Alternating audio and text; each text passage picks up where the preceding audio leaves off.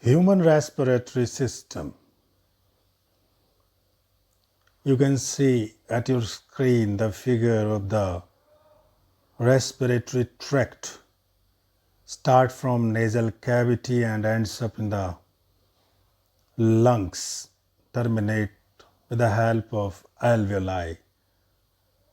You have to draw this diagram carefully and neatly in your fair copies.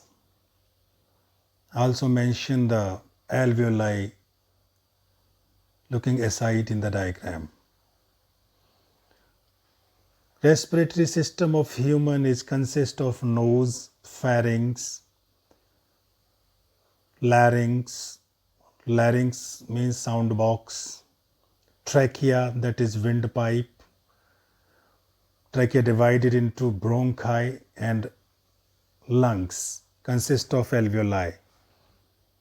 You can see in the diagram epiglottis. This is the cartilaginous lid of windpipe, and a windpipe just bifurcated into two lungs.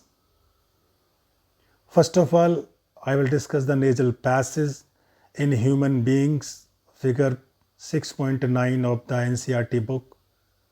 Air is taken into the body through the nostrils. The air passing through the nostril is filtered by fine hairs that line the passages. So all the bacteria, dust particle filtered over there. This passage is also lined with mucus, which help in this process as well, because mucus is a sticky substance. Now trachea, that is windpipe and a cartilage ring. You can see in the diagram that trachea is supported with the C-shaped cartilage ring. From nasal cavity, the air passes through the throat and into the lungs. The ring of cartilage are present in the throat. These ensure that the air passage does not collapse. You can see in the diagram the trachea and esophagus together. Now lungs and alveoli.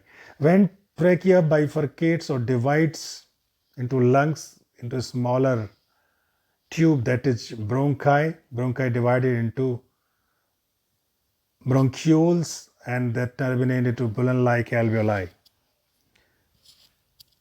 Within the lungs, the passage divides into smaller and smaller tubes which finally terminate into the balloon like a structure which are called alveoli. The alveoli provide a surface where the exchange of gases can take place. The walls of the alveoli contain an extensive network of blood vessels. Now, what is the mechanism of breathing and respiration?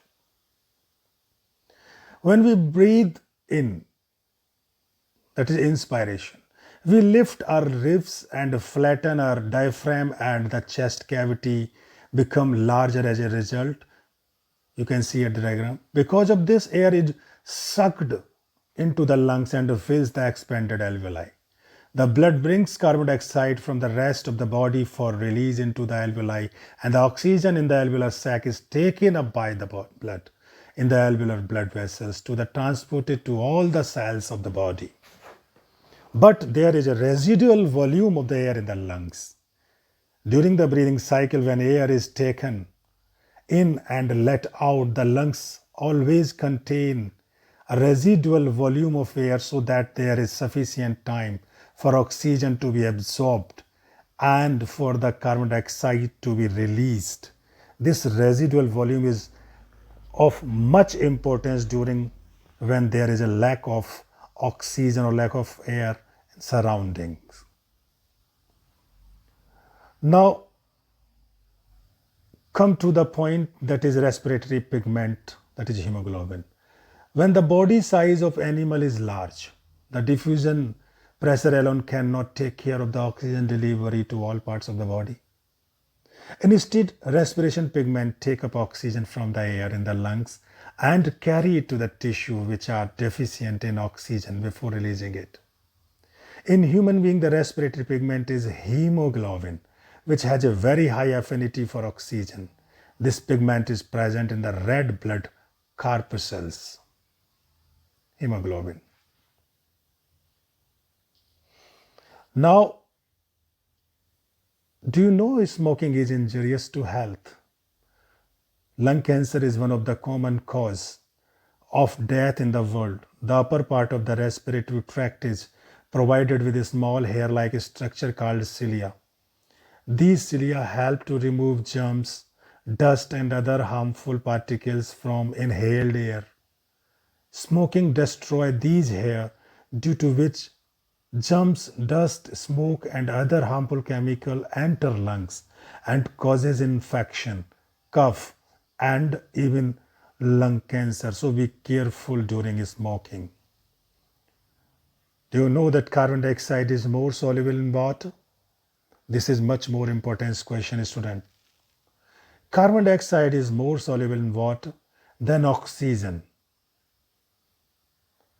and hence is mostly transported in the dissolved form in our blood. So there may be a question in board examination that in what form CO2 is transported. So you can say it is in dissolved form because it is more soluble in water than that of the oxygen. Some more to know, that is, if the alveolar surface were spread out, do you know it would cover about 80 meter square area? Amazing. Just keep in mind that if diffusion were to move oxygen in our body, it is estimated that it would take 3 years for a molecule of oxygen to get to our toes from our lungs. 3 years if diffusion is there.